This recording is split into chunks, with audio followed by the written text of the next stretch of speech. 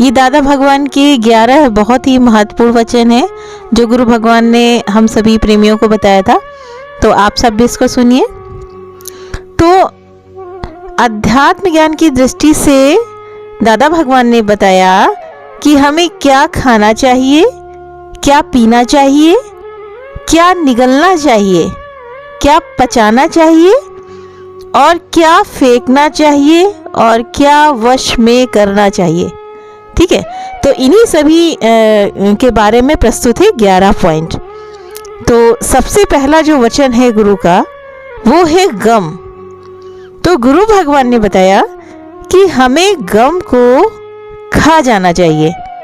जैसे खाना तो हम सभी खाते हैं, जैसे हमारी दादी नानी बताती थी कि थोड़ा गम खाओ, यानी कि रुको, गम को खा जाओ वरना गम हमें खा जाएगा। तो हमें गम को खाना चाहिए।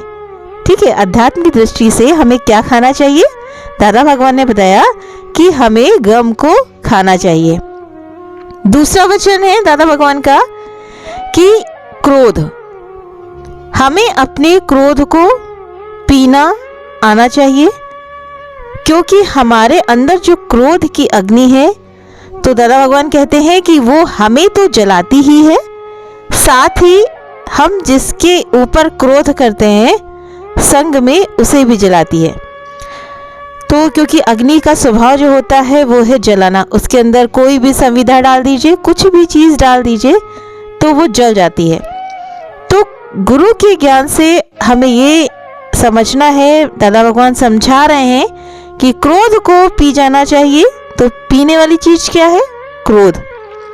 फिर तीसरा वचन है दादा भगवान का निगलना। हम सभी के जीवन में कभी ना कभी ऐसी परिस्थिति आती है कि जब हम अपने को क्या करते हैं, बहुत ज़्यादा अपमानित महसूस करते हैं। तो हमें क्या करना है कि अपने अपमान को निगल जाना है। ये बहुत मुश्किल होता है, लेकिन गुरु कहते हैं नहीं है कि अभ्यास करिए, अभ्यास करते करते आप इसको भी निगलना सीख जाएंगे। अपमान को निगलना बहुत मुश्किल होता है, लेकिन अपमान को हमें निगल जाना चाहिए। फिर चौथा वचन है दादा भगवान का बुद्धि। तो खाना तो हम सभी बहुत पचाते हैं, पर जो हमारी बुद्धि क्या करती है ना, ज़्यादा चलती है। कहाँ चलती है? अच्छे कामों में नहीं, वो भी बेकार के कामों में। तो अपनी बुद्धि को हमें क्या करना है? स्थिर रखना है। यानी कि पचाने वाली चीज क्या है? ये बुद्धि है। तो अपनी बुद्धि को हमें पचाना है, इधर उधर बुरे कामों में नहीं, बेकार के कामों में नहीं। इसको अपनी बुद्धि को कहाँ लगाना है? अच्छे कामों में लगाना है, परमात्मा में लगाना है। ठीक है। फिर पांचवा वचन है गुरु का ईर्ष्या। तो लगभग हम सभी को किसी ना किसी से ईर्ष्या अवश्य होती है। सच में ये बात गुरु के, दादा भगवान के ना एक एक वचन ब्रह्म सत्य हैं। सही बात है। किसी को ईर्ष्या होती है कि हमसे कोई आगे ना निकले, किसी को ईर्ष्या होती है कि हमसे ये बड़ा क्यों है, इसके पास इतना धन क्यों है, हमसे ज़्यादा सुंदर क्यों है। ठीक है, तो ईर्ष्या तरह तरह की होती हैं। तो उन्होंने कहा तो हमें क्या करना है? कुढ़न होती है। ठीक है, तो हम सब अपने घर का, जैसे दादा भगवान ने बताया कि जैसे कूड़ा जो होता है तो हम सब अपने घर का क्या करते हैं? रोज फेंकते हैं ना। पर गुरु कहते हैं कि हम अपने अंदर जो ईर्ष्या का कूड़ा जमा करके बैठे हैं उसको फेंक दें। ठीक है, तभी हमारे हमारे अंदर की जो कूड़ा होगा, ठीक है, वो अंदर का कचरा यानी कि मन हमारा साफ होगा। ठीक है, तो दादा भगवान का छठा वचन आता है कि मन। हम सोचते हैं कि ये चीज हमारे वश में हो जाए। कितनी जल्दी मन हमारी बुद्धि कहने लगती है ना कि ये चीज हमें प्राप्त हो जाए, ऐसा हमारे साथ हो जाए ना। तो हम सोचते हैं ये चीज हमारे वश में हो जाए और वो आदमी, मेरा घर परिवार यानी कि हमारे वश में हो जाए, हमारी बात सब माने। पर यदि वश में करना है तो दादा भगवान कहते हैं कि हमें अपने मन को वश में करना है। जो फालतू की चीजें सोचता है, हमें अपने मन को वश में करना आना चाहिए, क्योंकि अगर हमारा मन वश में है तो सभी प्रकृति हमारे अनुरूप ही होंगी। ठीक है, अब 7वां वचन है गुरु का, क्या कहते हैं कि सत्य। हम सभी को हमेशा सत्य ही बोलना चाहिए, पर जो रोजमर्रा की जिंदगी में जैसे छोटी छोटी बातों में भी हम क्या झूठ की क्या करते हैं, चाशनी लगाकर अपनी बातों को क्या करते हैं, सामने वालों के सामने परोसते हैं कि भाई हमारे पास तो इतना है, दादा नाना और क्या कहते हैं पीढ़ी दर पीढ़ी हम तो ऐसे पैसों में खेलते रहे, हमारे पास इतनी प्रॉपर्टी इधर, ठीक है होगा थोड़ा ही, लेकिन क्या करेंगे कि बातों की चाशनी लगा करके सामने वालों के सामने परोसते रहते हैं कि हमारी गुडविल बनी रहे, हमारा बहुत ही ज़्यादा रुतबा हो जाए, ठीक है। तो दादा भगवान क्या कहते हैं, ऐसा बिल्कुल भी नहीं करना है, क्योंकि जैसे हम 10 रुपए की वस्तु लाए हैं पर बताएं हम 100 रुपए की, तो ये हमें बिल्कुल नहीं करना है। ऐसा करने से क्या होगा, दादा भगवान कहते हैं ना हमें फायदा होगा ना सामने वालों को कोई होगा, ठीक है। तो इसलिए हमेशा सत्य ही बोलें, क्योंकि सत्य हमेशा सत्य होता है और झूठ हमेशा झूठ ही रहता है। सब चलो मान लेंगे बात, लेकिन आपका अंतर वाला क्या मानेगा। अगर हम किसी से झूठ बोलते हैं, किसी के साथ में पाप करते हैं, ठीक है, तो सब माफ कर देता है, बाहर वाला माफ कर देगा, लेकिन तुम्हारे अंतर वाला क्या माफ कर सकेगा। ध्यान दो इस बात पे। एक एक वचन दादा भगवान के बिल्कुल ब्रह्म सत्य हैं। अब 8वां वचन आता है दादा भगवान का, प्रेम। हम सभी को भगवान की बनाई हुई रचना से प्रेम करना चाहिए। उसमें देखिए सब कुछ आता है, जीव जंतु भी आते हैं, ठीक है, तो लेकिन इंसान से ही प्रेम नहीं कर पाता, तो जीव जंतु को खा प्रेम करेगा। तो दादा भगवान कह रहे हैं नहीं, हम सभी को भगवान की बनाई हुई हर रचना से प्रेम करना चाहिए, चाहे वो सजीव हो या निर्जीव, क्योंकि प्रेम के बगैर हमें भगवान का सानिध्य मिलना बहुत ही मुश्किल है। तो सोचो, जरा गौर करो कि जब प्रेम से एक पशु भी वश में हो जाता है तो मनुष्य क्यों नहीं होगा। और प्रेम तो मनुष्य का क्या है, गहना है। दादा भगवान क्या कह रहे हैं कि प्रेम तो मनुष्य का गहना है जो भगवान को परम प्रिय है।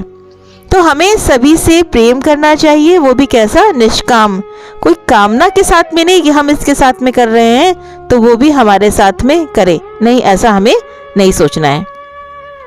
फिर 9वां वचन है जो गुरु का, वो है सेवा।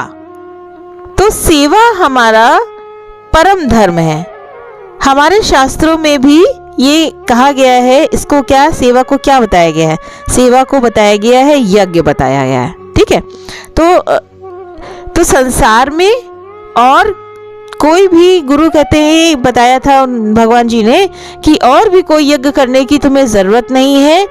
अगर हम किसी की निष्काम सेवा करते हैं, सेवा भी कैसे, निष्काम, कोई कामना नहीं, कामना से रहित होके। अब जबरदस्ती हमें किसी से ये नहीं कहना है कि मतलब हम लाओ तुम्हारी सेवा कर दें, मतलब जबरदस्ती किसी से कुंडी खटखटा के नहीं पूछना है। लेकिन अगर भगवान की तरफ से तुम्हें सेवा मिली है, जैसे माँ बाप की, सास ससुर की, ठीक है, भाई बहन की या किसी इंसान की, अगर अपनी तरफ से मिली है तो सेवा करते जाओ। तो संसार में इससे बड़ा यज्ञ कोई नहीं है।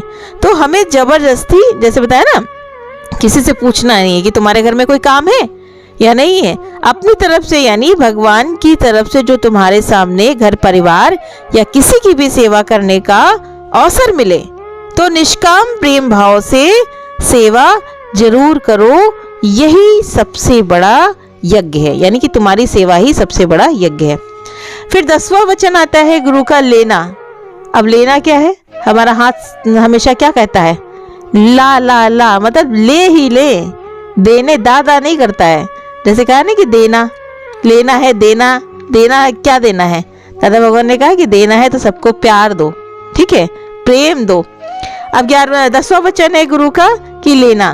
तो हमें क्या लेना है, गुरु के प्यारे प्यारे वचन लेना है और क्या करना है, इसे अपने जीवन में उतारना है, तभी क्या होगा, हमारा कल्याण होगा। अब गुरु का वचन 11वां आता है। 11वां वचन है गुरु का, देना। जैसे हो गया ऊपर ना लेना, अब यहाँ पे आया है लेना। लेना और देना हमने तो बहुत अपने जीवन में किया है, लेकिन ये सब व्यर्थ ही गया, क्योंकि अभी तक हमें किसी को, अभी तक हम जैसे ना किसी को कुछ देते थे या किसी के लिए कुछ करते थे तो यही सोचते थे कि कल वो मेरे लिए भी करेगा। पर दादा भगवान ने बताया कि न लेना न देना, बस क्या करना है, आनंद में रहना। यानी देना है तो गुरु के प्यारे प्यारे वचन दो, ठीक है, और अगर लेना है तो गुरु के प्यारे प्यारे वचन ही लो। और वो भी कैसे, निष्कामता से, उसमें कोई कामना नहीं है कि हमने जाकर के उनको वचन भगवान के सुनाए, ठीक है, और क्योंकि इसमें तो कोई मोल तो है नहीं, तो हमको एक गिलास पानी भी वहां से मिले। तो गुरु भगवान कहते हैं नहीं, निष्कामता से। अगर तुम दादा भगवान के वचन, गुरु के वचन अगर सुना रहे हो सत्संग में या किसी प्रेमी को, ठीक है, जिसके अंदर का जो हृदय घायल है, अगर वो सही हो जाता है, उसको एक मरहम मिलता है, तो फिर जरूर जाके सुनाओ, लेकिन उसके घर का एक गिलास पानी भी मत पियो। ये इच्छा मत रखो कि वो हमको एक गिलास पानी या एक गिलास चाय भी पूछे।